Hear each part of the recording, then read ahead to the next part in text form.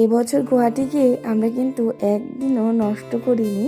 আমরা রোজ দিন কোথাও না কোথাও ঘুরতে গিয়েছি। এই যে কালকে শিলং থেকে ঘুরে আসলাম, মাথা যে কালকে রাত্রে এতটা যন্ত্রণা করছিল কি বলবো। কারণ 6 ঘন্টা 7 ঘন্টার মতো লেগেছে আমাদের শিলং যেতে, আসতেও সেই তেমনই লেগেছে। আসার পর আমি তো ডাইরেক্ট একদম শুয়ে গেছিলাম।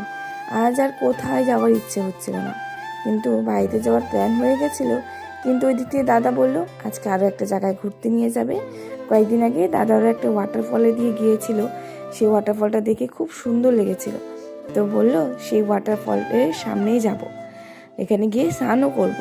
সেই জন্য কিন্তু আমিও ভাবলাম ঠিক আছে তাহলে আজকে যাওয়াই যাক, একটু কষ্ট হোক তা কিছু হবে না। যে জায়গাটায় এসেছি না, সেই জায়গাটায় আস্তে আস্তেও প্রায় 2.5 ঘন্টার মতো লেগে গেছিলো।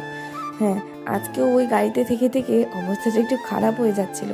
তারপর যে সামনে বসে একটু নেচারটাকে ফিল করলাম, তখনই কিন্তু একটু হলেও ভালো লাগলো। আর তারপর আমরা কিন্তু নেমেও পড়েছি।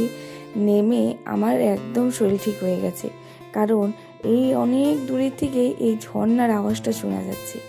দেখুন কি সুন্দর ঝর্ণাটা। এই গুয়াহাটি আসার পর এই ঝর্ণাটা যা শেষই হয় না, যেখানে যাবে সেখানে পাহাড় আর ঝর্ণাটা দেখাই যায়। আজ বাড়ির সবাই আমরা চলে এসেছি, সবাই মিলে একসঙ্গে আসার মজাটাই কিন্তু আলাদা।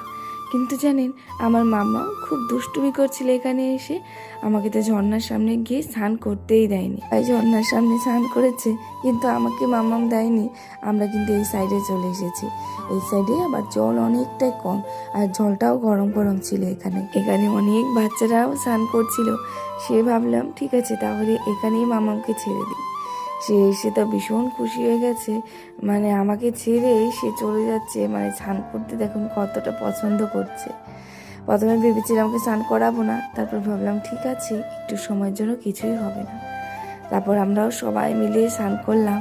মামা উঠে সে কান্নাকাটি করছে, আমি কেন জল থেকে উঠছি না। তারপরে এইদিকে কিন্তু আমরা ড্রেস চেঞ্জ করে ওখান থেকে বেরিয়ে পড়েছি। এখন আমরা চলে আসলাম একটা রেস্টুরেন্টে। আমরা তো সবাই এসেছিলাম, মা, দিদা, পিসি, এই 3জন ভাত খাবে না হোটেলে, সেই জন্য কিন্তু ভাত নিয়ে এসেছিল বাড়ি থেকে। সেই ভাতটাই খেয়েছে, আর আমরা কয়েকজন এখানে হোটেলে খেয়ে নিলাম। হোটেলে বেশ রান্নাবান্নাগুলো ভালোই ছিল, খাবার দাবারগুলোও টেস্টি ছিল, কিন্তু জানেন একটু লেট করে সব কিছুই দিচ্ছিল, জন্য সবাই একটু রাগও করছিল।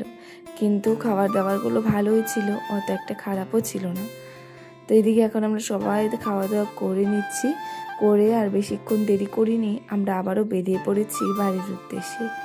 বললামই না এখান থেকে প্রায় 2.5 ঘন্টার মতো লেগে গেছে। বাড়িতে এসে তারপর দেখি এইদিকে আবারও কাকা আমাদের জন্য ফুচকা এনে দিয়ে